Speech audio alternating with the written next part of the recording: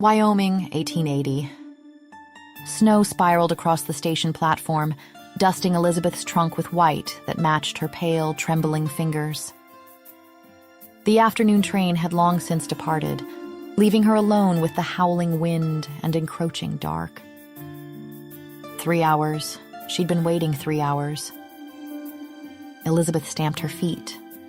Cold seeped through her fine Boston boots, utterly useless in the Wyoming territory. Nothing in her wardrobe or her life had prepared her for this. She withdrew Mr. Fletcher's last letter for courage. His neat penmanship had given her such hope when it arrived 2 weeks ago. "My business has prospered, and I seek a partner in life who might help establish a more civilized presence in our growing community," he'd said. She'd read promise in those lines. Not just financial security after her father's disgrace, but the possibility of genuine partnership. Their correspondence suggested a man of substance and vision. And Wolf Creek, the coincidence had seemed providential. The very town where her brother William was imprisoned. His last letter had arrived months ago, desperate and strange, the handwriting nearly unrecognizable. "They'll never let me out, Lizzie, not until..." Elizabeth shook her head. She couldn't think about his letter now. She was about to meet her future husband. 2 months ago, she had stood in the gutted shell of her father's study, an eviction notice in one hand, the echo of his funeral still fresh in her bones. The creditors had come like carrion, and within days she'd lost not just her home, but her position at the Boston Ladies' Academy, her sole livelihood, revoked under the pretense of her father's moral failings. Then she'd seen the advertisement. Bride wanted. Successful businessman in established Wyoming township seeks bride of good character and education. Fletcher's advertisement had appeared precisely when she'd been at her lowest, offering both escape from Boston's humiliations and proximity to her brother. How could it be anything but fate? "Miss, station's closing soon." The station master, gray-mustached and stiff with impatience, eyed her with muted pity. "Your party ain't coming, looks like." "He'll be here," she murmured, looking away. "Mr. Fletcher assured me in his letter he would meet the 4 o'clock train." "He'll come," she reassured herself. Their letters had revealed compatible minds. He'd written of looking forward to intellectual conversation after years among rough mining men. "It's near 7, miss," the man insisted. 4 o'clock came and went. Elizabeth glanced at her father's pocket watch, the only item the creditors hadn't seized. Her ticket to Wolf Creek had emptied her purse. There was no return. "Miss?" The station master's voice broke her reverie. "There's a boarding house down the street if you need a place for the night." "I'm to be married," she said, chin high. "Mr. Fletcher..." A figure emerged down the snowy street, tall, purposeful. Her heart lifted. The man who approached was stout and red-faced, nothing like the prosperous gentleman his letters described. His expensive coat strained across his belly, and his gaze ran over her like a butcher weighing meat. "Miss Harrington?" His reedy voice scraped her expectations raw. Elizabeth curtsied, lips stiff from cold and nerves. "Yes, sir. Elizabeth Harrington from Boston. I'm pleased to..." "This won't do," Fletcher interrupted, circling her. "Won't do at all." She blinked. "I beg your pardon?" "Too old, too educated by half. You've never worked a day in your life, have you, girl?" Heat flared in her cheeks. "Sir, I assure you I'm quite capable. I need a wife who can work the store from dawn to dusk, not some Boston bluestocking with fancy ideas." "It stated education required," she said, her voice tightening, "and I provided references from the Boston Ladies' Academy where I taught..." "Teaching," Fletcher spat the word. "What good is that to me? Can you haul 50-pound sacks of flour?" "If you'd give me a chance..." "I won't. Wasted journey for both of us. Good evening, Miss Harrington." He turned and walked away, boots crunching in the snow. Elizabeth stood frozen. Humiliation burned in her chest, hotter than the cold ever could. Never, Had anyone spoken to her with such crude dismissal?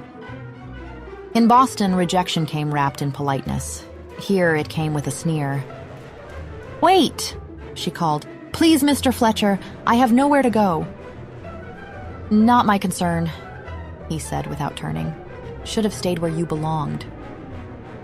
Then he was gone, swallowed by the swirling snow, leaving Elizabeth alone with her trunk, her valise, and the crushing weight of reality. The station master had disappeared into his office, evidently embarrassed by the scene. Tears pricked at her eyes, but Elizabeth refused to let them fall. Harringtons did not weep in public, her father had always said. Not even when abandoned at a remote station in a strange town with night falling and nowhere to go. Her thoughts turned to William. Her brother was somewhere in this town, imprisoned for theft, according to the official record. She'd come here for him as much as for the promise of security. His last letter had been odd, the pages filled with seemingly mundane news interspersed with underlined words that, when read together, formed a message only she would understand. It was their childhood code, a secret language developed during lonely evenings in their father's library.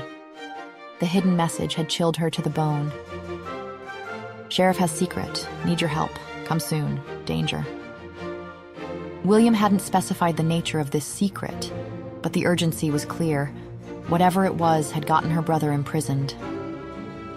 And now, stranded in this wilderness town with nothing but her wits, she was his only hope. Elizabeth straightened her spine.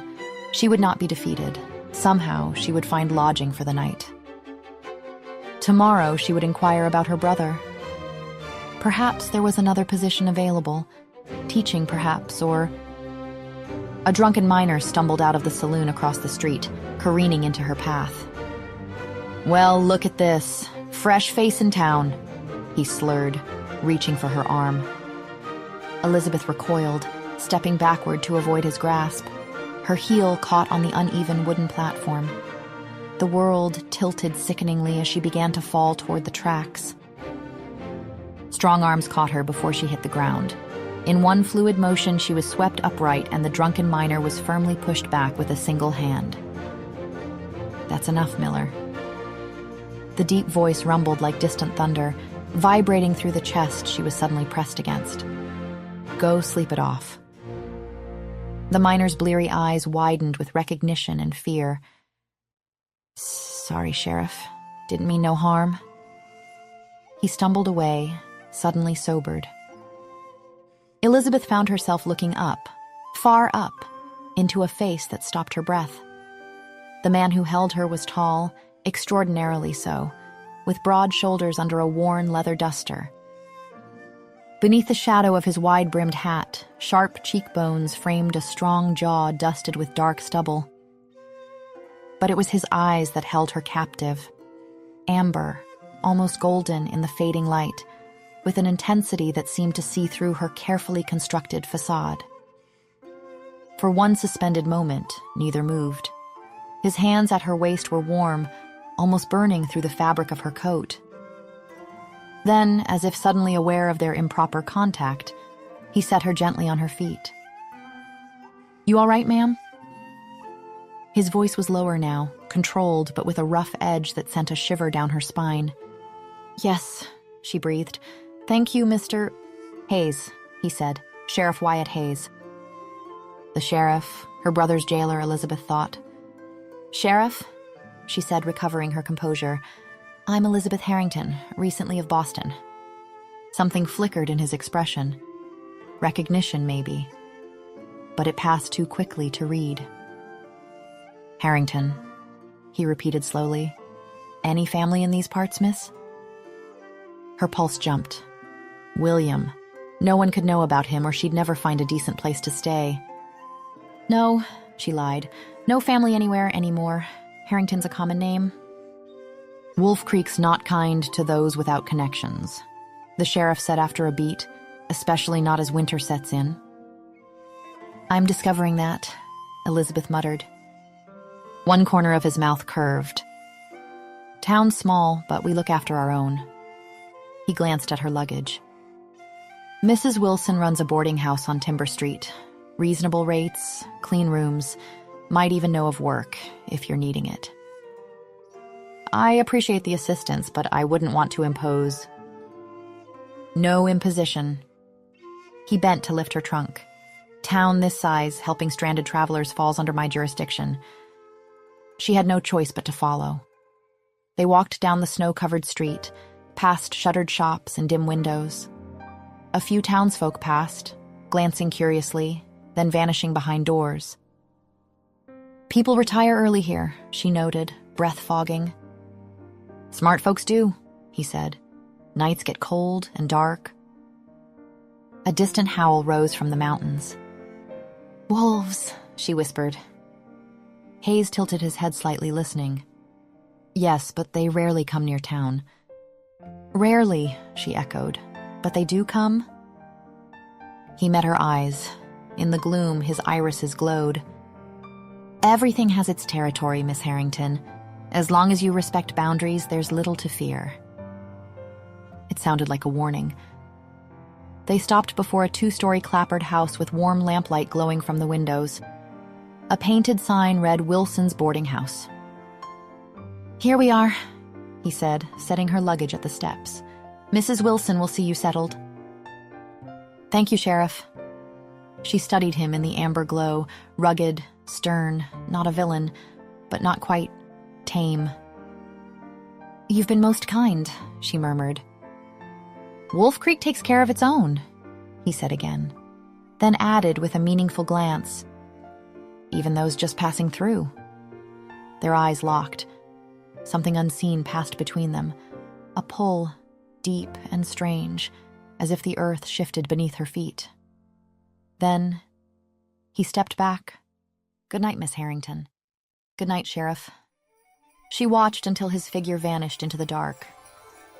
As she reached for the door, her hand hesitated. The letter inside her reticule burned against her skin. She pulled it out and read the hidden words again.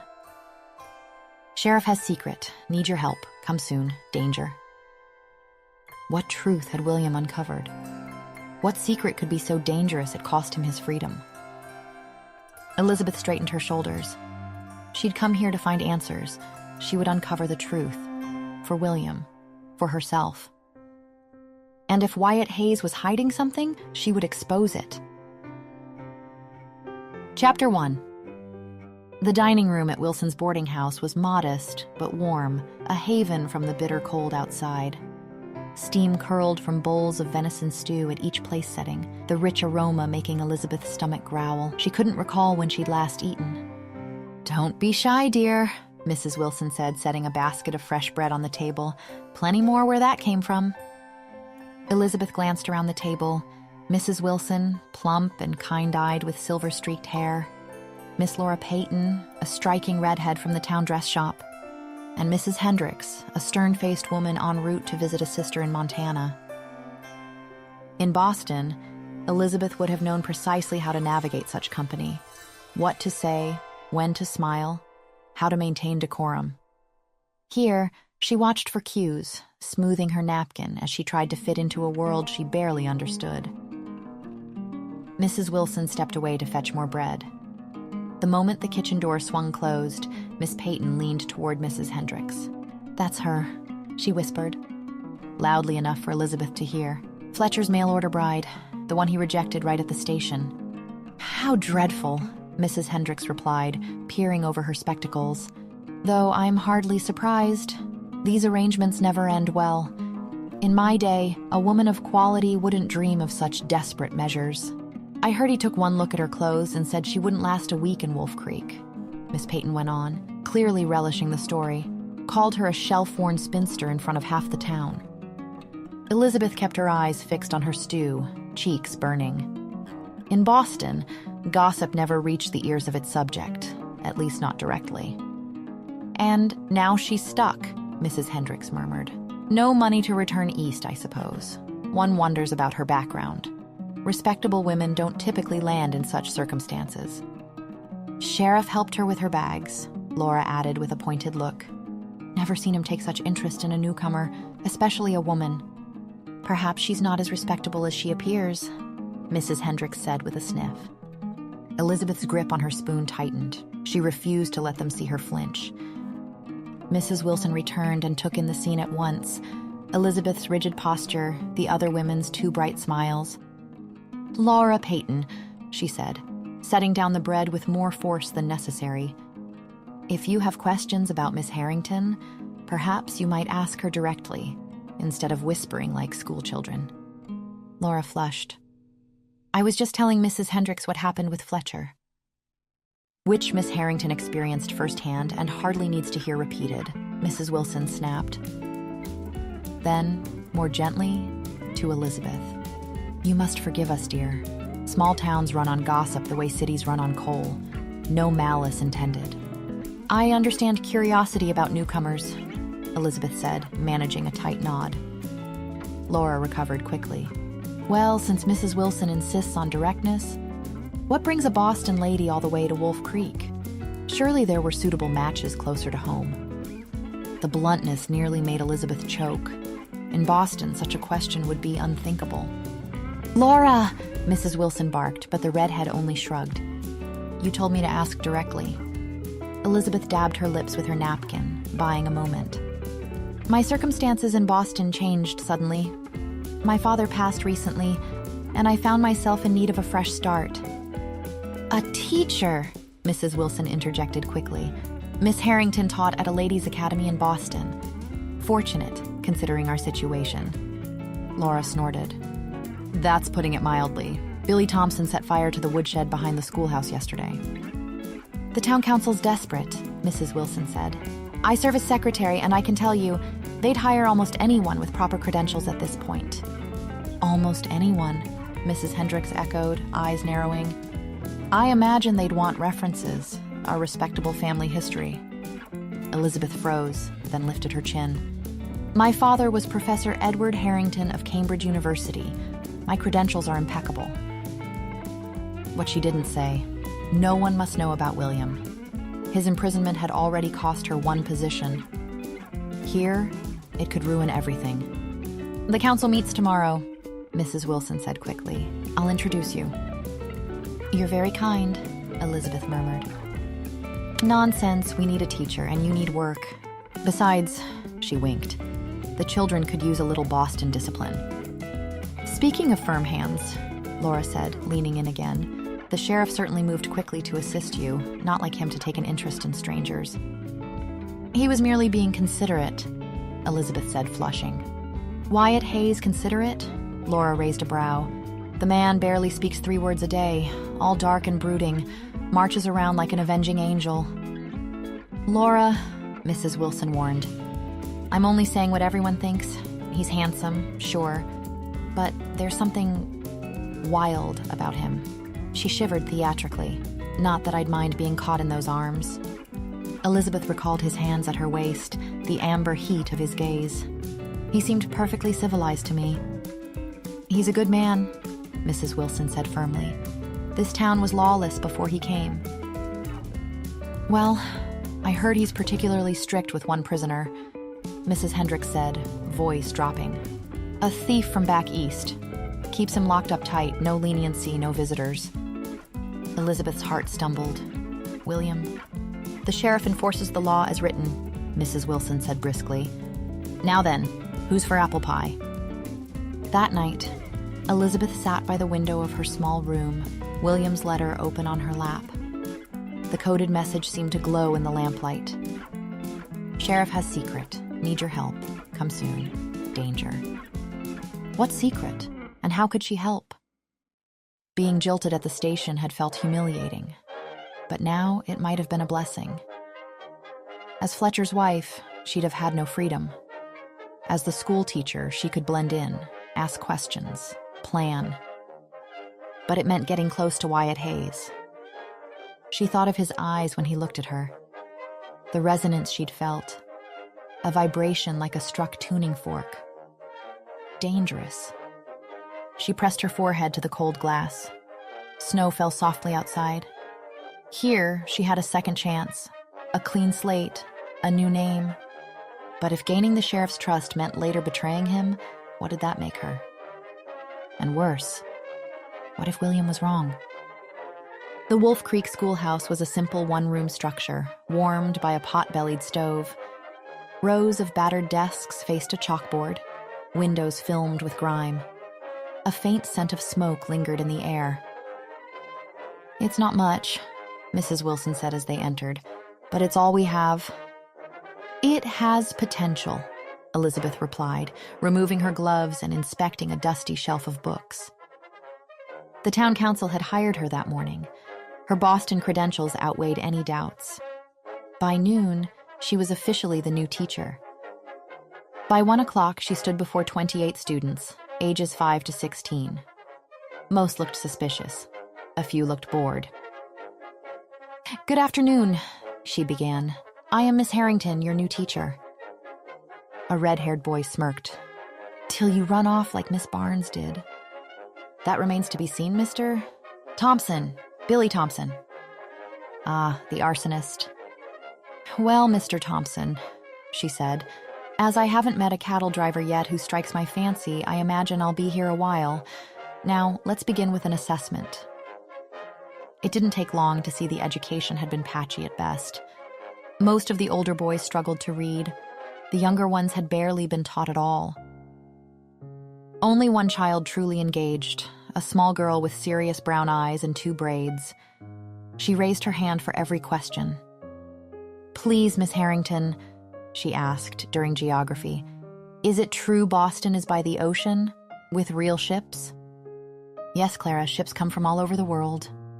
"Did you ever see a sea monster?" Billy snorted. "There ain't no such thing."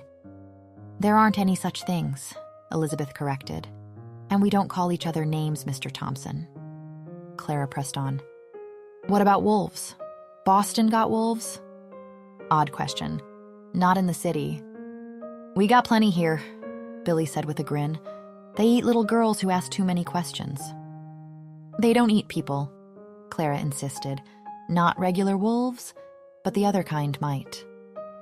Laughter erupted. "Clara believes in werewolves," a girl announced. "My pa says she's touched in the head." "Silence," Elizabeth clapped her hands. The room quieted. "We show respect for each other's ideas. Now, let's continue." When the day ended, Elizabeth was hoarse and exhausted. As the students left, Clara lingered. "Miss Harrington?" she asked quietly. "Do you think I'm touched in the head?" Elizabeth knelt. "Absolutely not. You have a vivid imagination and the courage to speak your mind. That's rare." Clara glanced around, then leaned in. "I saw one, a wolf man, in the woods behind my pa's cabin." Elizabeth blinked. "Did you? What was it like?" "Big. Bigger than any normal wolf. Its eyes glowed, yellow, like honey." "Amber," Elizabeth thought, a chill crawling down her spine. "It didn't hurt me," Clara added. "Just watched. Some folks say the sheriff knows where they live. That's why our animals are safe." Before Elizabeth could respond, Clara darted away. She locked the schoolhouse, lost in thought. So lost, she nearly walked straight into him. "Miss Harrington?" She looked up, always up, into Sheriff Hayes's face. In the daylight, he seemed carved from the wilderness itself. "Sheriff Hayes," she said, schooling her voice. "Good afternoon. Heard you took the teaching position." He wasn't wearing his hat. A lock of dark hair had fallen across his brow, wild and out of place. "News travels quickly in Wolf Creek." "Small towns?" He shrugged. "No secrets." They walked in silence at first, snow crunching beneath their boots. "Most who come from cities don't stay," the sheriff said after a moment had passed. "Too quiet, too wild." "I'm not most people," Elizabeth replied. They stopped at the crossroads. To the right, her lodging, to the left, the jail. Her gaze flicked toward it involuntarily, and the sheriff noticed. "Something interests you about the jail, Miss Harrington?" he asked. She forced a smile, heart skipping a beat. "Just my brother who says you hold a secret," she thought. "Just curious," she said instead. Law in Boston is different. Everything's different here. The sheriff's voice turned distant. Out here, there are older laws, territory, survival, protecting what's yours. Is that why you became sheriff? Elizabeth asked. To protect what's yours. His answer was quiet. Never had much that was mine. He met her eyes. But the town took me in, gave me purpose. Sometimes belonging is enough. At Mrs. Wilson's gate, he stepped back, tipped his hat. Good evening, Miss Harrington. She watched him go, heart hammering. In her room, William's letter waited. Sheriff has secret. Danger. But another thought echoed louder now. What if William was wrong? Chapter 2. 6 weeks in Wolf Creek had taught Elizabeth Harrington many things. How to tend a pot-bellied stove without smoking out her pupils, which floorboards in Mrs. Wilson's hallway creaked, how to stretch butter when supplies dwindled, and most importantly, that acceptance and belonging were not the same. Good morning, Miss Fancy Boston, Mr. Peterson called from the general store. The greeting was genial, but the nickname clung stubbornly. No matter how she altered her speech or hemline, she remained the outsider, useful perhaps, but never one of them. Good morning, Mr. Peterson, she replied with the polite smile she'd perfected over time. Any mail today? Nothing for you, miss. Stage is running late on account of the weather. She nodded, masking her disappointment. She'd written Cheyenne Prison 3 times. No reply. Snow crunched beneath her boots as she made her way toward the schoolhouse. February had buried the town under storm after storm, leaving Wolf Creek both dazzling and desolate beneath the steel-gray sky. A figure exited the sheriff's office ahead, tall, broad, unmistakable. Her pulse betrayed her. She'd invented a dozen reasons to speak with Wyatt Hayes. Ordinances affecting school policy, safety for walking children, territorial government history for lessons. All carefully posed, all aimed toward one goal, gaining his trust and, eventually, access to her brother in the jail. But every attempt ended the same. Polite smiles, reserved warmth, a subtle but unmistakable retreat whenever she broached the prison or its inmates. Best be getting on, Miss Harrington, he'd say, or don't let me keep you. 6 weeks and she was no closer to her goal. Worse, her own defenses had begun to fray. Strategic interest had grown complicated. His rare smiles lingered too long in her mind. The rumble of his voice turned her stomach to knots. Her fascination muddied her purpose, made her hesitate when she should press. Most troubling of all, she'd begun to question William's warning. Wyatt was firm but fair, respected rather than feared. He broke up schoolyard squabbles and carried groceries for widows, not the monster William had claimed. Had her brother lied? It wouldn't be the first time. No. She pushed the thought aside. She was here for William. Whatever interest she felt in Wyatt Hayes, it was irrelevant. Miss Harrington? Wyatt tipped his hat as they neared. Sheriff. She adjusted her scarf against the cold. Early patrol? Checking on the Miller family. Their youngest has the fever. His amber gaze studied her. You're out before sunrise? Lesson preparations. The older children are studying territorial government. She seized the opening. Perhaps you might visit the class. Speak about law enforcement in the territory. He frowned slightly. Not much of a public speaker. The children would be fascinated. She lowered her voice, stepping nearer.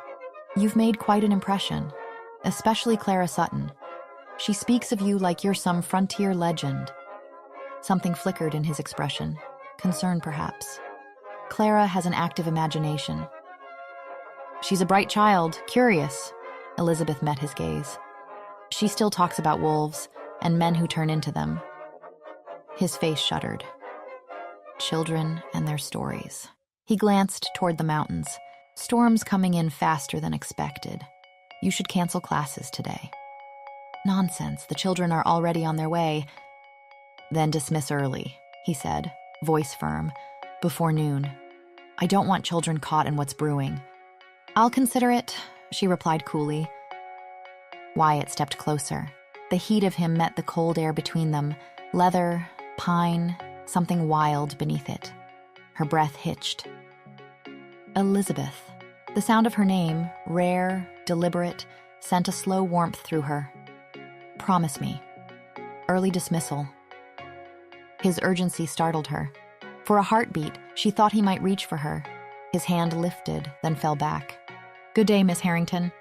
He strode away and she watched him go. Frustration tangled with something more dangerous. 6 weeks, and she was no closer to the truth, only closer to caring. Werewolves don't exist, Clara. Everyone knows that, Billy Thompson announced. Elizabeth looked up from helping a younger student. Clara sat rigidly at her desk, chin lifted, cheeks red. They do exist, she insisted. I've seen one. The classroom erupted in laughter. 6 weeks had curbed some chaos, but not their frontier boldness. That's enough, Elizabeth snapped. Outside, wind rattled the schoolhouse eaves. Return to your geography exercises. But Miss Harrington, Clara said urgently, they're real. Sheriff Hayes knows. That's why the wolves don't attack our livestock like they do in Riverdale. Billy scoffed. Sheriff Hayes doesn't believe in fairy tales. He's just good with a rifle. He doesn't need a rifle, Clara said hotly. He can talk to them. I've seen him in the forest at night, and the wolves listen to him. The room stilled. Elizabeth's pulse ticked faster. Was this what William had discovered? No, just a child with fanciful ideas. Still, something about Clara's conviction gave her pause. Clara, she asked gently, what exactly did you see? She didn't see anything, Billy interrupted. She's lying. You can't go in the forest at night. Her paw would tan her hide. I'm not lying, Clara cried, her voice cracked. You'll see, I'll prove it. The rest of the afternoon passed in heavy silence. Clara kept her head down, refusing to meet anyone's eyes. At 3, the bell rang. Children bundled up quickly, eager to beat the storm home. Remember, straight home, Elizabeth called. No dawdling. Clara was first out, small shoulders stiff. Elizabeth watched until the last child vanished into the swirling white, then turned to tidy the room.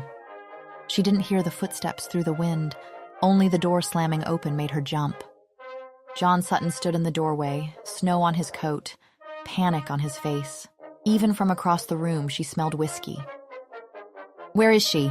He barked. Where's my Clara? Elizabeth's stomach dropped. She left with the others nearly an hour ago. She never came home, he said. I thought maybe she stayed because of the storm. No, Elizabeth said, heart racing. She left right after... She stopped, right after the argument. After what? He demanded. There was an incident, she admitted. The children teased her about wolves. She was upset. His face darkened. Those stories again. Ever since her mama died, his voice broke. 2 years, and she still won't let go. Elizabeth had heard whispers. Clara found beside her mother's body, too late to save either. This is your fault, Miss Fancy Boston. His grief turned to fury. Filling her head with nonsense. She needs discipline. Mr. Sutton, if anything happens to her, it's on your head, he roared. She's all I got left. That's enough, John. Wyatt stood in the doorway, snow swirling behind him. Sutton turned on him. This teacher's filled Clara's head. I said enough. Wyatt's voice cut clean and sharp. Your daughter's missing. Blame won't help. Sutton sagged. I can't lose her too, Wyatt, he whispered. Elizabeth stepped forward, touched his arm. He trembled beneath her hand. We'll find her, she said gently. She's smart. She's trying to prove what she told me about the wolves. Sutton's voice cracked. I never listened, just told her to grow up. Maybe if I'd... You're here now, Elizabeth said. That matters. Something shifted in him, his fear no longer blinding. He nodded. Wyatt had watched silently. Now he turned. The forest, Sutton said. That's where she'd go. Together they pushed into the storm, Sutton shouting his daughter's name, alternating with tearful apologies to Elizabeth. The sheriff's office came into view, light glowing through the white haze. Inside, Wyatt bent over maps, already marking sectors. He looked up sharply as they entered.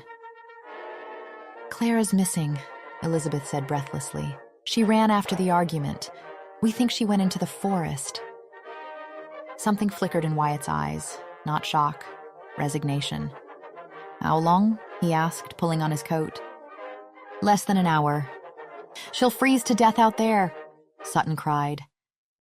"We'll find her." Wyatt turned to John. "Gather men at the church, anyone who can walk." Then to Elizabeth. "Miss Harrington, return to Mrs. Wilson's and stay there." "I'm coming with you." "Absolutely not. I wasn't asking permission, Sheriff. This isn't Boston." Wyatt stepped close. "This is Wyoming in a blizzard. Men die 10 feet from their own porches. I won't sit by a fire while a child I'm responsible for is out there." "I expect you to know your limitations." "I know Clara was upset. I know which way she went, and I know I won't sleep if I don't help. Your guilt won't keep you warm. My determination will." He ran a hand through his hair. "Damn it, woman. This isn't about proving yourself. This is life and death." "Exactly, which is why you need every able body." "You're made of stubborn foolishness." Sutton cut in. "She has a point." Wyatt shot him a glare. "Don't encourage her." "I don't need encouragement," Elizabeth said, fastening her cloak. "I need gloves and a lantern." "God almighty," Wyatt loomed over her. "You are the most infuriating—" "Capable," she interrupted. "The word is capable." Something shifted in him, anger softening to something more volatile. "If you come, you follow my orders. Exactly. First time you disobey, I'll drag you back myself." The image sent a flush through her. "I understand." "Do you?" His voice dropped, amber eyes burning. "Because if anything happened to you out there, I'll be careful," she whispered. They stood inches apart. For one charged breath, she thought he might kiss her. "For God's sake," Sutton burst out. "My daughter's freezing to death while you two make eyes at each other." Wyatt stepped back, breaking the spell. "Gather warm clothes," he said, voice raw. "Meet at the church in 10 minutes. If you can't keep up, I'll keep up." He met her eyes once more. "And Elizabeth," she turned, "stay close to me. The wolves are restless in this weather." Chapter 3. The church bell tolled through the blinding snow, its mournful peal summoning townsfolk from hearth and shop alike. By the time Elizabeth arrived, bundled in every layer she owned, nearly 40 people had gathered. Shopkeepers, ranchers, miners, all united in concern for a lost child. "Miss Harrington," Mrs. Wilson bustled over, her round face drawn with worry. "The children arrived safely. What on earth are you doing here? You should be inside." "I'm joining the search," Elizabeth said, tugging her scarf tighter.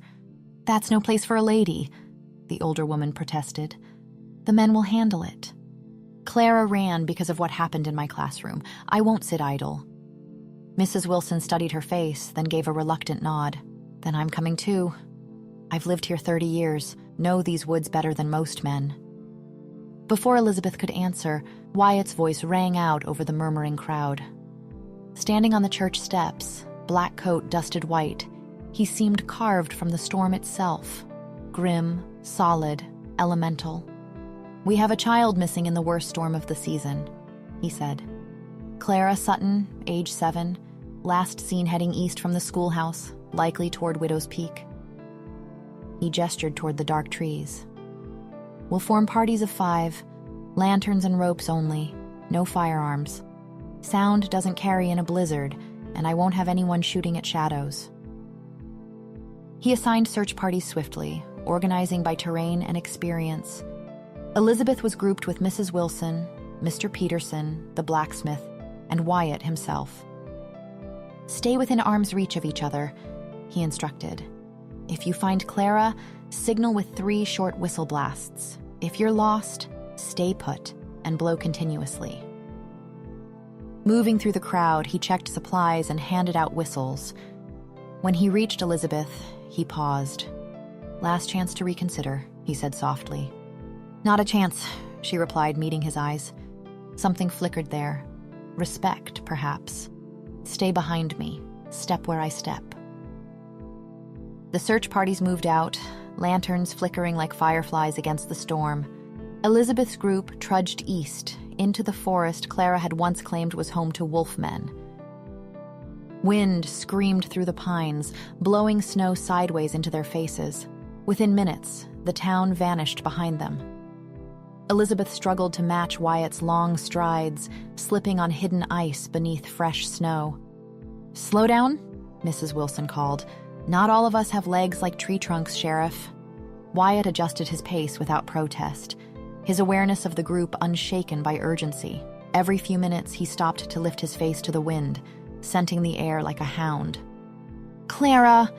they called through cupped hands. "Clara Sutton!" An hour passed.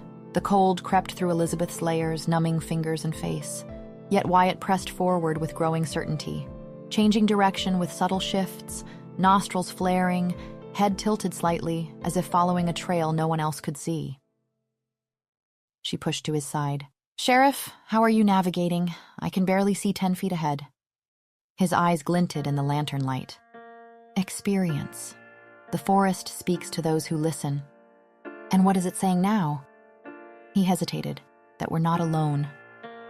A chill slithered down her spine. "Wolves?" He nodded, scanning the trees. "They're curious, watching." As if summoned, a long howl rose through the storm. Another answered, then another. "They're circling us," Mr. Peterson whispered. "Stay calm," Wyatt ordered. "They're not hunting, not us anyway." "How can you be sure?" Elizabeth asked, her voice tight. He met her gaze, steady and wild. "Trust me." Before she could press further, Mrs. Wilson pointed ahead. "There, by that fallen pine." Through the swirling snow, Elizabeth spotted it, a red scarf caught on a branch. "Clara's," Wyatt confirmed. He retrieved it, inhaled deeply, and turned sharply north. "This way. She's close." They moved faster, driven by hope and fear alike. The howls grew louder, trees closed in, ancient and thick, forcing them into single file. Elizabeth's legs burned, but she did not slow. Wyatt halted, hand raised. "Listen." At first only the wind, then sobbing. "Clara!" Elizabeth cried. "Clara, it's Miss Harrington!" The crying paused, then a small, wavering voice. Miss Harrington? I'm here." They rushed toward it, finding a shallow ravine beneath overhanging rock. There, huddled in the snow, was Clara Sutton, ashen-faced, lips blue, but alive. Elizabeth scrambled down, pulling the child into her arms. "Clara, what were you thinking?" "I saw them," the girl stammered. "The wolves. They showed me where to hide." Elizabeth glanced at Wyatt as he joined them, his face unreadable. "Let's get you warm," he said, removing his coat and wrapping it around her. "Your father's worried sick." "The wolves," Clara said urgently. "They were bigger than normal wolves, and their eyes—" "Hush now," Mrs. Wilson said gently, producing a flask. "Sip this. Medicinal brandy, doctor's orders." Clara took a swallow and winced. Wyatt blew 3 sharp blasts on his whistle, 3 clear notes that echoed even through the storm. "Can you walk, Clara?" he asked. She shook her head, tears spilling. My ankle, I fell." Wyatt lifted her with ease, cradling her close. "I've got you. You're safe now." They began the trek back. Elizabeth watched as Wyatt softened, murmuring gently to the child, adjusting his steps to keep from jostling her injured ankle. "The wolves were watching over her," Mrs. Wilson murmured beside Elizabeth. "Not hunting, guarding." "That's..." Elizabeth hesitated. Impossible was the word she wanted, but it felt inadequate. The older woman smiled faintly. "These mountains hold mysteries, Miss Harrington. Some things defy Boston logic." Ahead, Clara's voice rose over the wind. "They listened to you before, didn't they, Sheriff? The wolves? That's why they didn't hurt me." Wyatt replied in a voice too low for Elizabeth to catch, but whatever he said made Clara smile through her pain. Then Elizabeth noticed. The howling had stopped.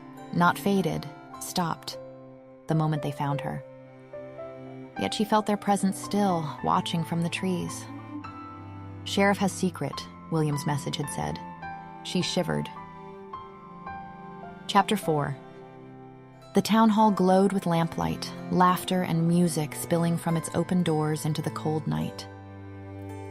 Wolf Creek rarely had cause for celebration, especially in the depths of winter, but Clara's safe return had prompted a spontaneous gathering. Someone had produced a fiddle, another a harmonica, and impromptu dancing had broken out in the center of the room. Elizabeth stood near the back wall, watching John Sutton swing a laughing Clara in a careful circle.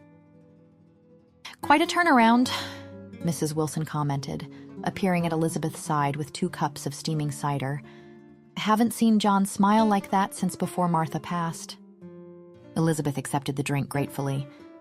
Nothing like nearly losing something to make you appreciate having it. "Wise words." Mrs. Wilson studied her shrewdly. "You look exhausted, dear. No one would fault you for retiring early." In truth, Elizabeth's muscles ached with bone-deep weariness. The search, the cold, the emotional strain, all had taken their toll. Yet she hesitated, her eyes scanning the crowded room for a tall figure that had been conspicuously absent most of the evening. "Perhaps you're right," she conceded. "Please make my excuses if anyone should ask." Mrs. Wilson patted her arm. "I'll tell them our hero schoolteacher needed her rest. You did well today, Elizabeth. This town won't forget it." The words warmed her more than the cider had. 6 weeks of being Miss Fancy Boston, and today was the first time she'd felt truly accepted. Outside, the night air stung her cheeks after the hall's warmth. Elizabeth pulled her cloak tighter, pausing to admire the transformed landscape. Fresh snow blanketed the town, glittering under the moonlight like scattered diamonds. She had only gone half a block when the sensation of being watched prickled along her spine. Wyatt stood a few paces behind her, his tall figure outlined against the night sky. "Sheriff," she acknowledged, her breath forming clouds between them. "Miss Harrington?" He approached slowly. "You left the celebration early." "As did you, apparently." His expression didn't change, but something shifted in his stance. "I thought I'd escort you safely home." "I'm perfectly capable of walking 2 blocks alone." "I'm aware of your capabilities," he grumbled. Elizabeth resumed walking, not particularly surprised when he fell into step beside her. "You're angry with me?" she observed as they turned onto the street leading to Mrs. Wilson's boarding house. "Not angry." His voice was carefully controlled. "Concerned." "There's no need. As you can see, I survived the day unscathed," she said. "By sheer luck," he replied, an edge entering his tone. "What you did today was brave but foolish." Elizabeth stopped abruptly. "A child was lost in a blizzard. Would you have had me sit by the fire while others searched?" "I would have had you safe." The intensity in his voice startled her. "The forest in winter is no place for—" "If you say a Boston lady, I swear I'll scream," Elizabeth interrupted. "This isn't about where you're from." Wyatt moved closer, suddenly imposing in the moonlight. "Do you have any idea what it did to me watching you push through that blizzard?" Elizabeth's spine stiffened. "What it did to you? I wasn't aware my actions required your approval, Sheriff." "They don't," he growled, closing the distance she'd created. "And I don't like it. I don't like having to stand by and watch you endanger yourself." The presumption stole her breath. "How dare you? You've known me barely 6 weeks, and suddenly you think you have the right to dictate my actions?" 6 weeks is enough. His amber eyes had darkened to burnished gold. 6 weeks of being haunted by your presence. 6 weeks of a torment I cannot name, nor seem to master. Her breath caught in her throat. Up until this moment, she thought he was merely speaking out of a desire to maintain his authority on a town member. But the way he was looking at her now— "You speak as though I've bewitched you," she said, struggling to keep her voice steady. "Because you have," he said simply, the raw honesty in his voice stealing her breath. One large hand rose to brace against the gate beside her head, his sleeve brushing her cheek. "Your presence in this town, greeting me each morning, looking at me with those eyes. It's torment enough, even knowing you're not here for me." "What do you mean?" she murmured, the words slipping out before she could stop them. A bitter smile touched his lips. "You think I wouldn't recognize William Harrington's sister?" She gasped as slowly, tantalizingly slowly, he leaned closer, his face dipping toward her neck. She felt him inhale deeply, as if drawing in her scent. "The same blood runs in your veins," he murmured. "Your scent betrays it." Elizabeth froze, shock coursing through her. "How could you possibly—" She pulled back to stare at him. "Are you saying we smell the same? That's absurd." He drew another deep breath, his nostrils flaring slightly. "Family shares more than just features," he murmured. "You carry his scent, though yours is sweeter, more intoxicating." The heat of him so close in the cold night made her knees weaken despite her confusion and outrage. "You're being inappropriate, Sheriff," she managed, though her voice emerged as little more than a whisper. "You're right," he admitted, his voice a low rumble. "God help me, Elizabeth. I've tried to maintain distance. But today, seeing you in danger—" "My safety is not your concern," her temper flared. "You are the most controlling, arrogant, infuriating man I've ever encountered." "And you," he growled, "are the most stubborn, reckless woman." His eyes darkened, something wild flickering behind them. And then, his mouth captured hers with startling hunger. Elizabeth froze in shock, her first kiss stolen in the moonlight by the very man she should be wary of. For one panicked heartbeat, she couldn't breathe. Then something primal awakened inside her, responding to his touch with an intensity that shattered her composure.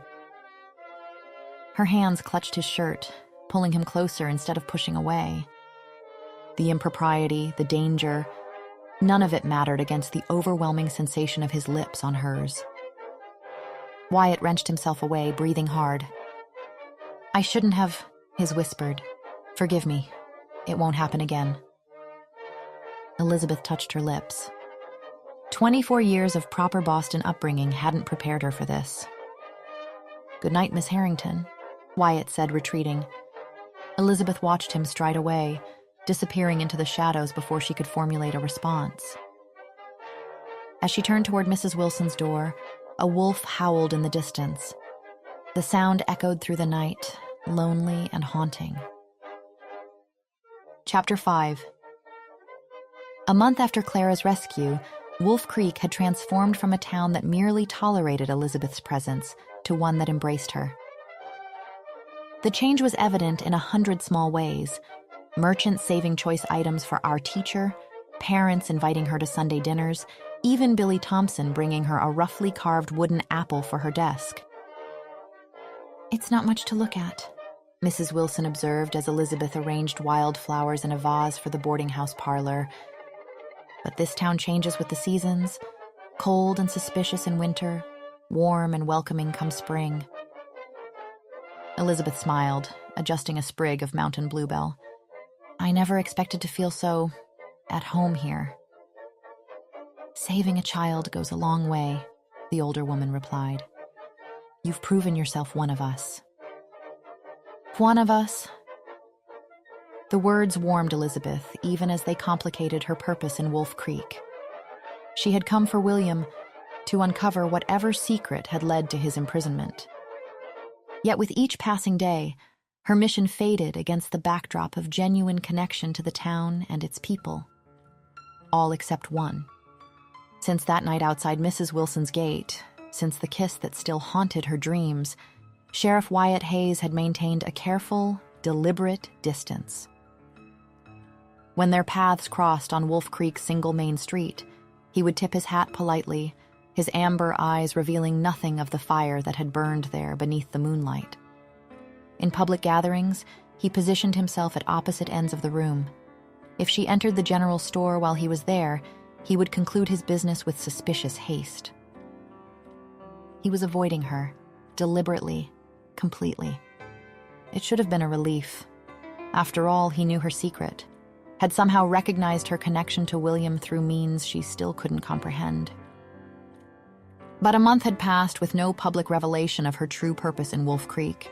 Their encounter seemed to have established an unspoken pact. He would maintain her secret if she stopped pursuing his. The arrangement made logical sense. So why did his avoidance leave an ache in her chest that reason couldn't explain? The schoolhouse emptied quickly that afternoon, children eager to enjoy the mild spring weather after a brutal winter. Elizabeth lingered at her desk, recording grades in her ledger, enjoying the quiet after a day of energetic lessons. "Miss Harrington?" She looked up to find Clara Sutton hovering in the doorway, her small face pinched with concern. "Clara? I thought you'd gone home with the others." The girl twisted her apron between her fingers. "Are you sad, Miss Harrington?" The question caught Elizabeth off guard. "What makes you think I'm sad?" "You look the way Pa did after Ma died. Like you're trying to hide something hurting inside." Clara stepped closer. "Is it because the sheriff doesn't come see you anymore?" Heat rushed to Elizabeth's cheeks. Were her feelings so transparent that even a child could read them? "The sheriff and I are merely acquaintances, Clara." "But he likes you," the girl insisted. "I can tell, and you like him too." "Clara, you are allowed to like him," Clara continued earnestly, "even if he's different." Elizabeth's heart skipped. "Different how, Clara?" The child glanced around as if checking for eavesdroppers, then lowered her voice. "You know, what I told you before, about the wolves." Before Elizabeth could press further, a shadow darkened the doorway. A man stood there, lean, expensively dressed with sharp features and calculating eyes. Something about him raised her guard instantly. "Pardon the interruption," he said, his cultured voice at odds with Wolf Creek's frontier directness. "I hope I'm not intruding." Clara shrank back, clearly uncomfortable with the newcomer. "May I help you?" Elizabeth asked, instinctively moving to place herself between Clara and the stranger. "Jackson Reed." He stepped into the classroom, extending a gloved hand. "Silver Peak Mining Company. I've been meaning to make your acquaintance, Miss Harrington." Elizabeth shook his hand briefly. "A pleasure, Mr. Reed, though I'm afraid I don't understand your interest in me." His smile didn't reach his eyes. "Let's just say we have a mutual connection."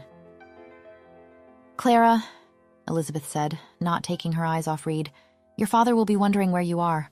Run along now." Once Clara had departed, Elizabeth faced Reed squarely. "What connection are you referring to, Mr. Reed?" "William Harrington." Reed watched her reaction carefully. "Your brother, I believe?" Elizabeth's blood ran cold. "How did you—" "Please." He waved a dismissive hand. "This is a small town, Miss Harrington. Secrets have a way of surfacing, especially when one asks the right questions. What do you want?" All pretense of cordiality vanished from her voice. "The same thing you do." Reed moved to examine the classroom's meager bookshelf. "Justice for your brother, and the truth about Sheriff Hayes." "I don't know what you're talking about." Reed smirked. "William was working for me when he was arrested. Did he tell you that in his letters?" Elizabeth's grip tightened on the edge of her desk. "My brother was imprisoned for theft," she countered. "That's the official story." Reed's voice dropped. "But we both know there's more to it than that. Just as we know there's more to our esteemed sheriff than meets the eye." "If you have something to say, Mr. Reed, say it plainly," Elizabeth snapped. "I'd rather show you." He withdrew a small envelope from his jacket, sliding it across her desk. "Follow these instructions precisely if you want to understand why your brother is still in prison and what Hayes is hiding." Elizabeth made no move to touch the envelope. Why should I trust you? Because unlike the sheriff, I have no reason to lie to you. Reed adjusted his gloves, preparing to leave. William didn't believe me either at first. His skepticism cost him his freedom. The question is, Miss Harrington, are you willing to risk the same by turning a blind eye to the truth? After he departed, Elizabeth sat motionless, staring at the envelope as if it might burst into flames. Eventually, her curiosity overcame her caution. She broke the seal and unfolded a single sheet of paper containing detailed instructions, a location in the forest, a time just after midnight, directions to cover her scent with pine oil. It was absurd, melodramatic. Yet Reed's confidence, the specificity of his instructions, and his mention of William working for him all suggested he knew something significant. Cover your scent. The strange instruction echoed Wyatt's behavior that night, inhaling at her neck, speaking of her scent. What could it mean? Chapter 6. You're not yourself tonight, Mrs. Wilson observed as Elizabeth picked at her dinner. Is it school troubles? Just tired. Elizabeth managed a wan smile. Spring fever has the children more rambunctious than usual. In truth, Reed's visit had left her shaken. His warning echoed relentlessly. Sheriff has secret. Need your help. Come soon. Danger. The rest of the evening passed in distraction. After dinner, Elizabeth retreated to her room under the pretense of preparing lessons, but instead found herself rereading William's letter for what felt like the 100th time. Wyatt's amber eyes, his knowledge of her connection to William. What had her brother discovered about the sheriff that was worth imprisoning him? And could Reed, with his slippery charm and ulterior motives, truly hold the answer? Following him into the forest was dangerous, foolish, yet doing nothing, never knowing, felt unbearable. She thought of Wyatt, of the kiss, the way he had looked at her before pulling away. What was he hiding? The next day passed in a haze. Elizabeth moved through her lessons on instinct, her mind elsewhere. That evening, as twilight settled over Wolf Creek, she sat by her window, watching the full moon rise. Its silver glow turned the town strange and dreamlike, the forest beyond the edge of town darker than ever. In less than 5 hours, if she obeyed Reed's instructions, she'd step into that darkness alone. A soft knock pulled her back. Mrs. Wilson stood in the hall, offering a steaming cup. Whatever's troubling you, dear, remember that problems faced alone are always heavier than those shared. It's nothing serious, Elizabeth lied. Just thinking about some decisions. About the sheriff, perhaps? When Elizabeth's eyes widened, Mrs. Wilson chuckled. I told you, this town doesn't hide secrets well. Half the women here have set their caps for Wyatt Hayes at one time or another. None ever caught his eye the way you have. I hardly think that man watches you when he thinks no one's looking, Mrs. Wilson continued, with a hunger that would be scandalous if folks didn't respect him so much. She patted Elizabeth's hand. Whatever's keeping you apart, I suspect it's more complicated than either of you lets on. After she left, Elizabeth sipped her tea, her thoughts racing. If she followed Reed's plan and uncovered the truth, would it change how she saw Wyatt? By 11, the house was quiet. Elizabeth dressed in her darkest clothes, laced up sturdy boots, and wrapped herself in her shawl. From beneath her bed, she retrieved the vial Reed had sent via street urchin that afternoon. The instructions were specific. Apply the oil to wrists, throat, and behind ears. Bring no light. Follow the hunter's path from Widow's Rock until it forks, then take the left trail to the clearing. Arrive by midnight, conceal yourself among the northern boulders, and wait. It was madness. Yet Elizabeth found herself opening her window, grateful that her room faced the rear of the boarding house, adjacent to the small garden. She climbed carefully onto the sloping roof of the back porch, then dropped the short distance to the ground. The full moon provided ample light as she made her way to the edge of town, keeping to shadows, heart pounding with equal parts fear and anticipation. The forest loomed before her, darker and more forbidding than it had seemed during the daytime. Elizabeth hesitated at its edge. What am I doing? Following cryptic instructions from a man she didn't trust? She was about to turn back when a figure emerged from the trees ahead, tall, unmistakable even in shadow. Wyatt. Elizabeth froze, pressing herself against a large pine trunk. From her hidden vantage point, she watched as he checked his horse's saddle, his movements deliberate and focused. He seemed to be preparing for a journey, though at this hour that made little sense. Unless... Reed's instructions flashed through her mind. The timing, the location. It couldn't be coincidence. Had he somehow known Wyatt would be here tonight? Before she could reconsider, Wyatt mounted his horse and set off along a narrow trail into the forest, the very path Reed had directed her to follow. Elizabeth waited until he had disappeared among the trees, then, heart racing, began to follow at a careful distance. The forest was alive with night sounds, the rustle of small creatures in underbrush, the whisper of wind through pine needles. Elizabeth maintained her distance from Wyatt, grateful for the bright moonlight that illuminated the path. After nearly 30 minutes of walking, the trail forked.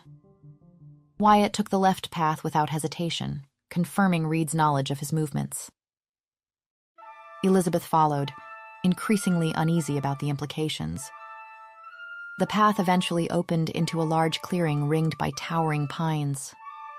Boulders dotted the northern edge, just as Reed had described. Elizabeth carefully positioned herself behind the largest, peering out at the moonlit meadow. Wyatt had dismounted in the center of the clearing. His horse, apparently accustomed to whatever ritual was about to unfold, stood calmly nearby. For several long minutes, nothing happened. Wyatt simply stood, face lifted to the full moon, seemingly lost in thought or prayer. Elizabeth was beginning to think she had been led on a fool's errand when Wyatt began to undress. Her cheeks flamed as she watched him remove his shirt, revealing a broad chest and powerful shoulders hewn by years of physical labor. Propriety demanded she look away, yet she found herself transfixed as he continued, methodically folding each garment and placing it on a log.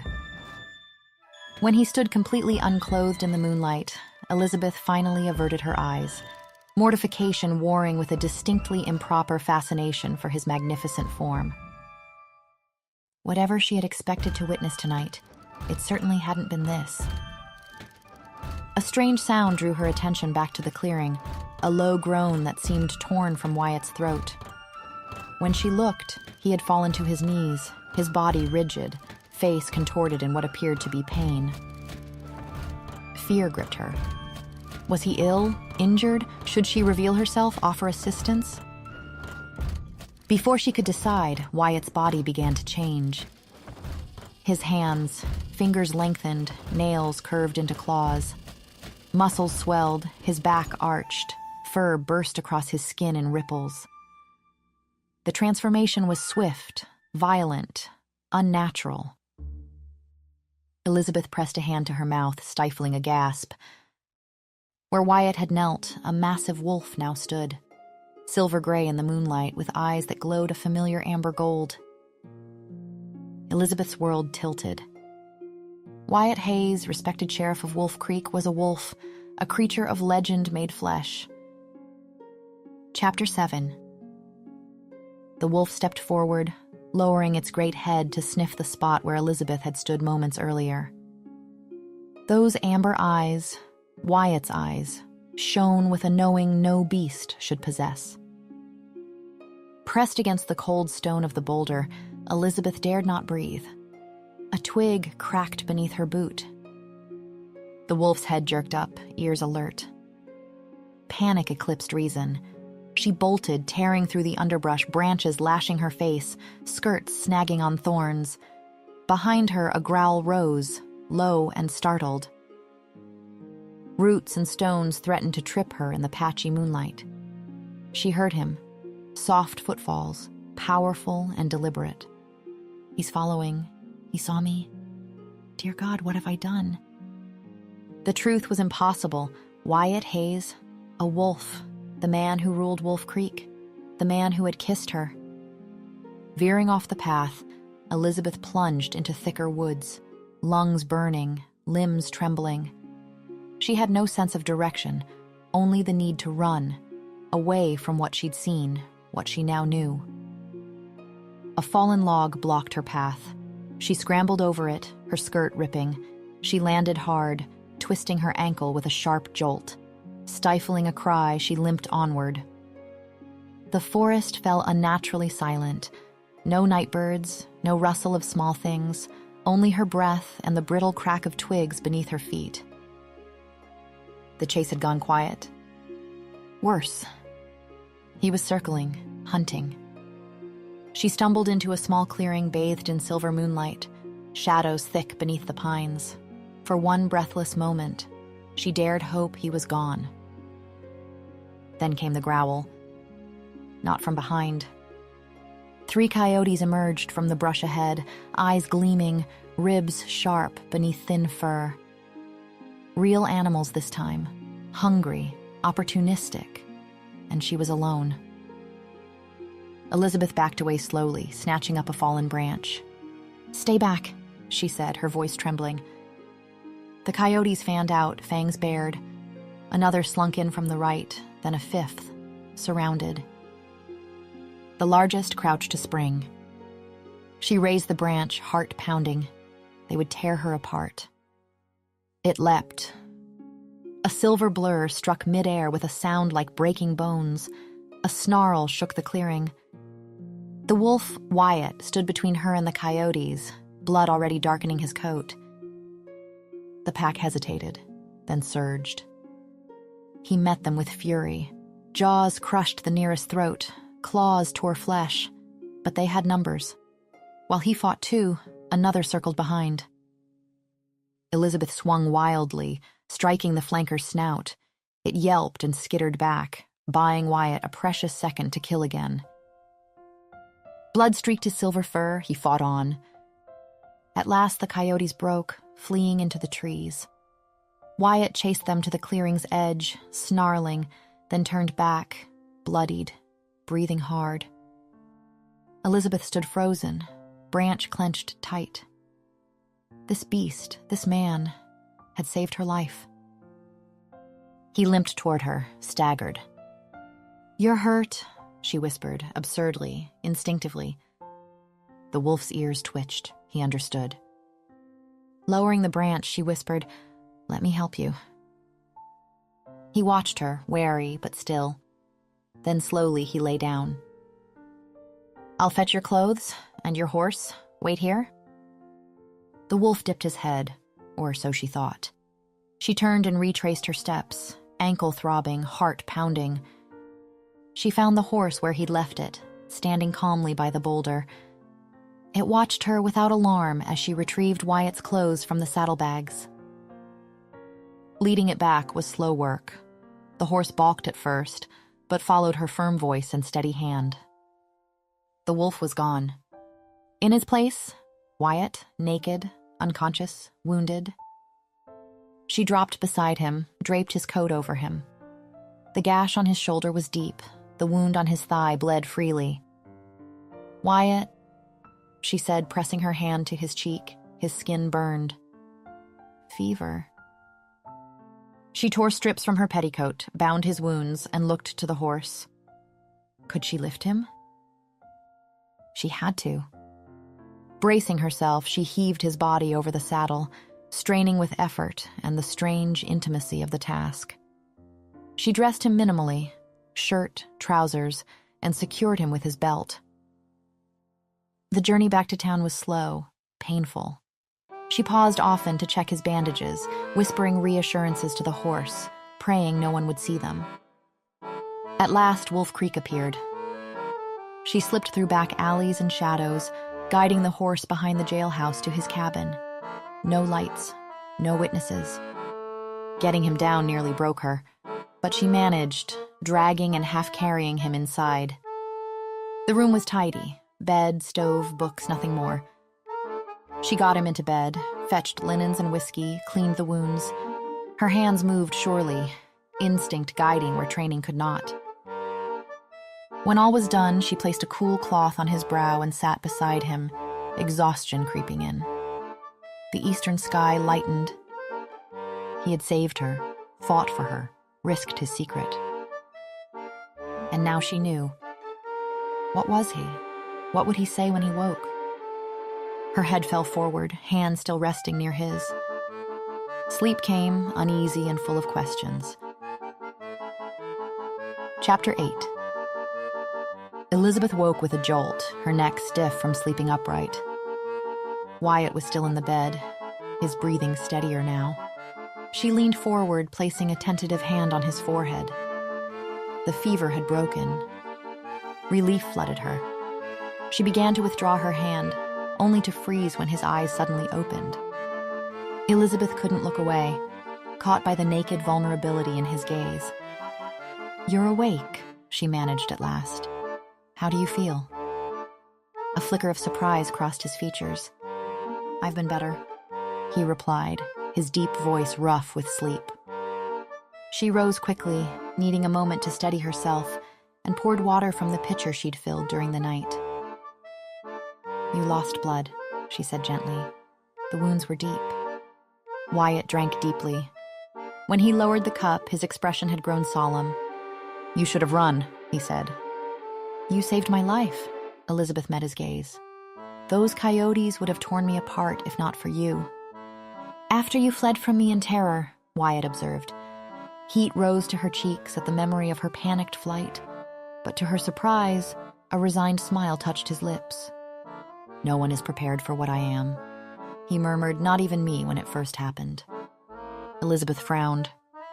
"I was 11, Wyatt explained. Living with a trapper who'd taken me in for the extra hands. I never knew my parents." His jaw tightened. "Suddenly my bones were breaking, reshaping. I thought I was dying." The raw pain in his voice made Elizabeth's throat tighten. "You were just a child," she murmured. "A child who woke the next morning covered in blood," he confessed. "You had killed someone?" "The trapper." Wyatt's tone was flat, though something haunted lingered in his eyes. He'd come to investigate the screaming. "My bite. It's fatal to humans. I didn't know. I couldn't control it." The confession hung in the air. "It wasn't your fault," Elizabeth said. "You were a child. You didn't understand what was happening." "Understanding doesn't bring back the dead," he grimaced. "After that, I learned to isolate whenever I felt the urge to change." "So does no one know what you are? Would you have me announce it at the town hall meeting?" Bitterness edged his voice. "Stand before the people who trust me to protect them and confess that their sheriff becomes a monster who can kill with a single bite?" Elizabeth had no answer. "People fear what they don't understand," Wyatt said. "I've spent my life walking among people who would hunt me down like a rabid animal if they knew what I was, and they would be justified." Elizabeth's heart squeezed. "But you can control the change now, can't you? Surely, if people knew, there are people who hunt creatures like me, Elizabeth," Wyatt interrupted. 5 years ago, a man named Lewis Holden came to Wolf Creek, a hunter." Elizabeth frowned. "How could he know about your kind?" "His family passed down the knowledge, I suppose." Wyatt's jaw set. "Holden suspected me from the start, asked too many questions, watched too closely." "Did you kill him?" she asked quietly. Pain flickered across his features. "I tried to avoid him, but he was relentless, followed me into the forest one night." His hand fisted in the blanket. "I caught his scent, knew he was tracking me, but I couldn't stop the change once it began. When he saw me transform, he attacked with a silver knife." Wyatt touched his side, where a thin scar ran along his ribs. "He managed this before I could defend myself. I tried not to bite him, but in the struggle..." He closed his eyes, just a scratch of my teeth across his arm. It was enough. The bite killed him, Elizabeth whispered. Wyatt nodded, bleak. I carried his body back to town, claimed a wild animal had attacked us both. He gave a humorless laugh. Technically, I wasn't lying. And that was the end of it? Not even close. Holden wasn't hunting alone. His expression darkened. He had a partner, Jackson Reed, who returned to town days later, found his friend dead, with me spinning tales about wolf attacks. Elizabeth tensed. Jackson Reed, she said slowly. That's why he approached me at the school. Why he seemed to know so much about you. Wyatt's eyes narrowed. Reed came to you? When? The day before I followed you into the forest. Reed's been watching me, Wyatt said grimly. After Holden died, he made it his mission to finish what his partner started. That's why he sent William to investigate you, Elizabeth breathed. He's continuing Holden's hunt. And using anyone he can to help him. Wyatt's voice hardened.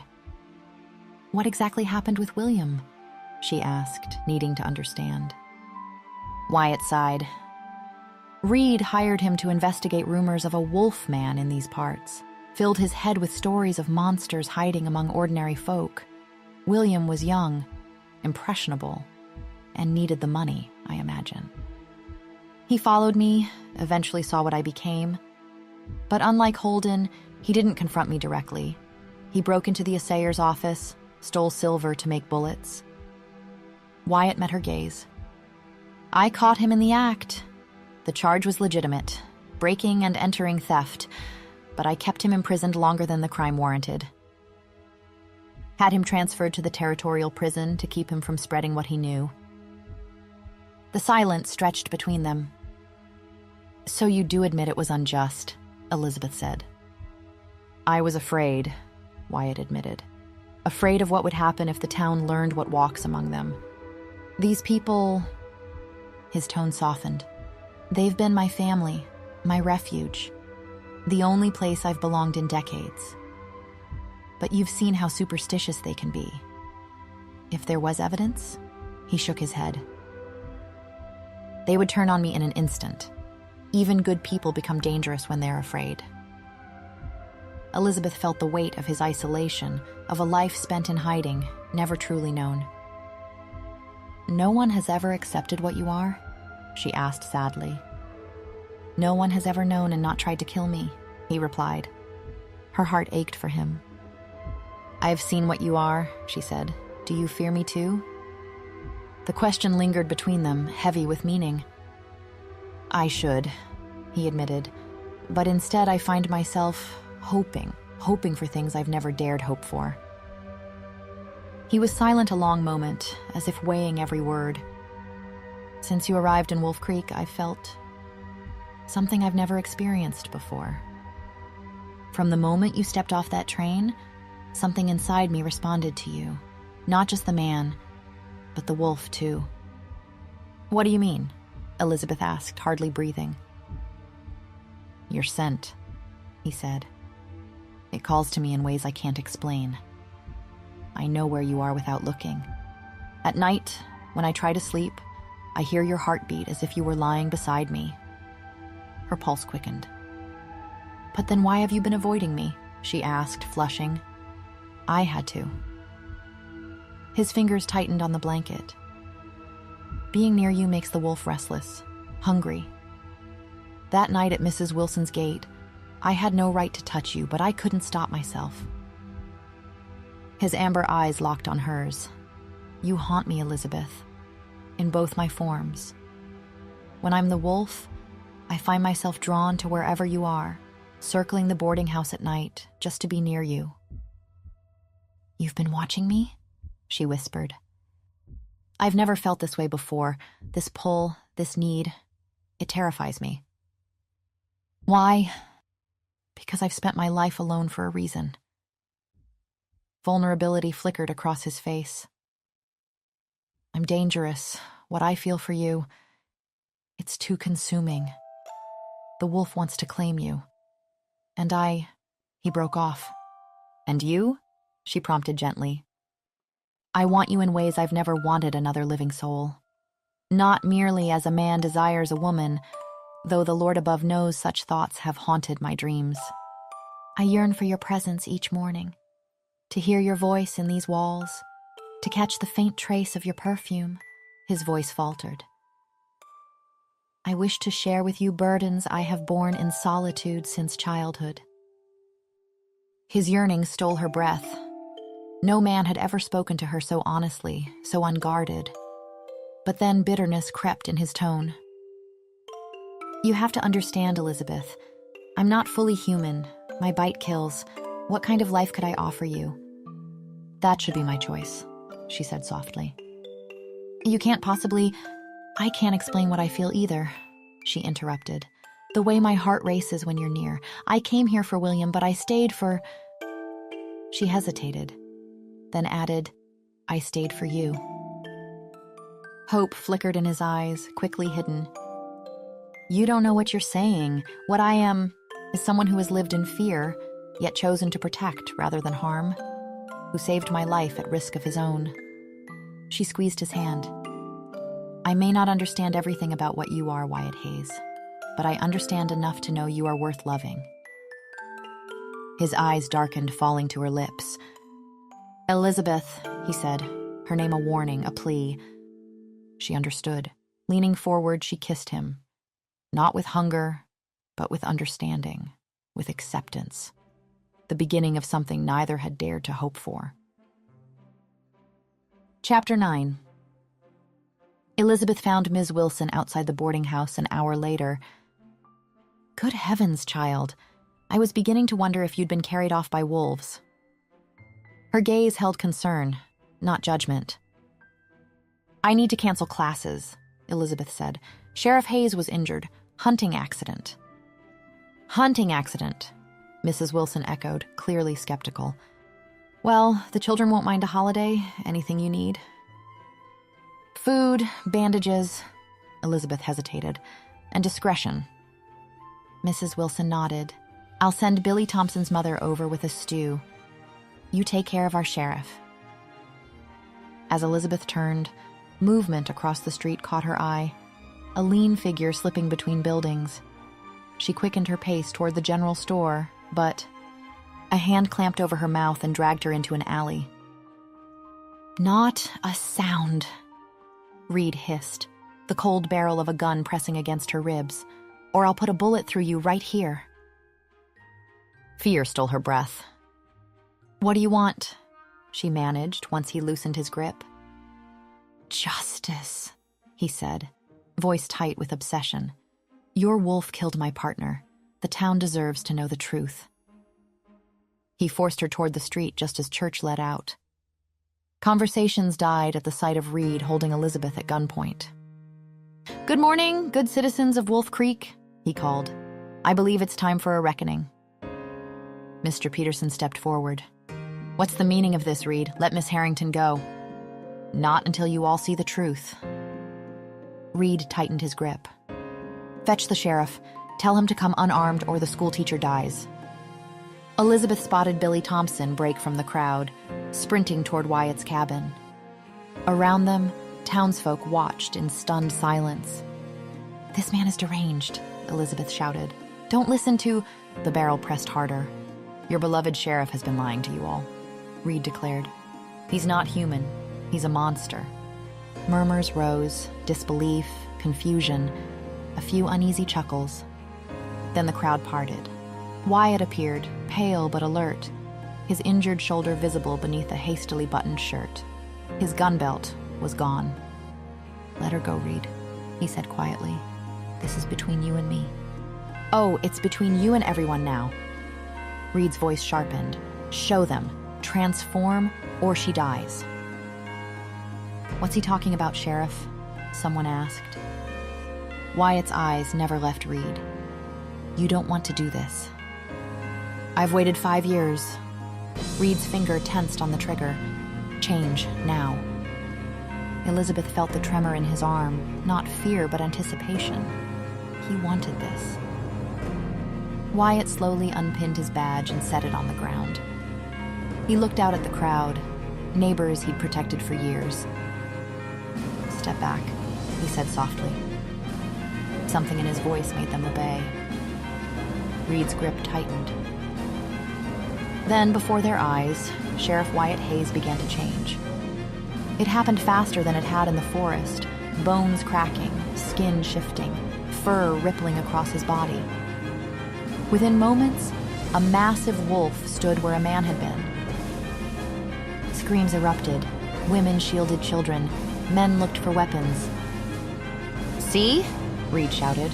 "The monster among you?" The wolf remained still, amber gaze locked on Elizabeth. Reed raised his voice. "This beast killed my partner. Who will help me destroy him?" Silence. No one moved. Then Mrs. Wilson stepped forward. Small but unshaken, her voice rang clear. "I don't think so, Reed. That beast has protected this town for 5 years." She turned to the crowd. "When the Miller baby was lost, who found her? When outlaws came, who ran them off?" Others joined her. "So what if he's a wolf? He saved Clara in the blizzard," said John Sutton. "Taught my Billy to respect the law," added Mrs. Thompson. Voices rose in support. Reed's grip faltered. "You're all mad," he snarled, "or bewitched." "He's one of ours," Mrs. Wilson said firmly. "Wolf Creek takes care of its own." Reed snapped. "Then you'll all die with him." He raised the gun. Elizabeth drove her elbow into his ribs, wrenching free as the weapon fired into the dirt. Wyatt lunged, a silver blur. Reed screamed as powerful jaws clamped around his arm, the gun clattering to the ground. Townsmen rushed forward, subduing him as Wyatt released his grip. The wolf panted, blood seeping from reopened wounds. Then his body began to shift again, fur receding, limbs straightening, until Wyatt knelt in human form, gasping. The blacksmith stepped forward, draping a coat over his shoulders. Still kneeling, Wyatt looked out over the silent crowd. Elizabeth moved to his side, kneeling beside him, her hand finding his. "You're bleeding again," she murmured, inspecting his shoulder. A ripple passed through the crowd. Then Mrs. Wilson stepped forward and bent to retrieve the sheriff's badge. She polished it against her apron and held it out. "I believe this is yours, Sheriff." Wyatt looked up, stunned. "Wolf Creek takes care of its own," she repeated. One by one, heads nodded. Not all, but enough. With Elizabeth's help, Wyatt rose. He pinned the badge to the coat, reclaiming his place among them. The truth was no longer hidden, and still they chose him. Epilogue. Spring blossoms adorned the schoolhouse, temporarily transformed for the occasion with wildflowers and pine boughs. Their fragrance drifted on the warm breeze that rustled Elizabeth's simple dress. 3 months had passed since Wyatt's secret had been revealed. 3 months of adjustment, acceptance, and unexpectedly, deeper bonds between the sheriff and the town he'd long protected. Elizabeth smoothed her hands over her dress, hardly believing the day had come. The familiar room looked different with the students' desks pushed against the walls to make space for the gathering. Through the open door, she spotted familiar faces. Mrs. Wilson dabbing her eyes, John Sutton and Clara dressed in their Sunday best. Even Billy Thompson sat mostly still, his feet swinging beneath his chair. "Ready, Lizzie?" William stood beside her, awkward in his borrowed suit, his pallor a reminder of his recent release from territorial prison. "I'm ready," she said, taking his arm, "though I still can't believe you agreed to give me away." William's expression softened. "He's a good man, Lizzie, wolf or not." They stepped inside. Elizabeth's gaze found Wyatt's, his eyes glowing with a joy she'd never seen before. The circuit preacher, passing through town at the perfect time, or perhaps by Mrs. Wilson's arrangement, began the simple ceremony. Wyatt took Elizabeth's hands in his calloused fingers warm against her skin. "What runs within me recognizes what lies within you. Despite our two natures, from now on we share one bond, always." A murmur passed through the gathering, not judgment, understanding. "By the authority vested in me, I now pronounce you man and wife," the preacher said. "You may kiss your bride." Wyatt's lips met hers, sealing their union, and Elizabeth felt something click into place. She had come seeking justice, and found home, purpose, and a love beyond reason. "Mrs. Hayes," Wyatt murmured. Elizabeth smiled. "Sheriff Hayes." Hand in hand, they turned to face their town, their family, who rose as one to celebrate the union of the schoolteacher and the wolf who guarded them all. Thank you so much for listening. I really hope you enjoyed this story. It was a little different from my usual ones, since it takes place back in 1880. I'd love to know what you thought of it. Did you enjoy this historical setting? Let me know in the comments. I'd love to hear your thoughts. See you in the next story. Love, Lily.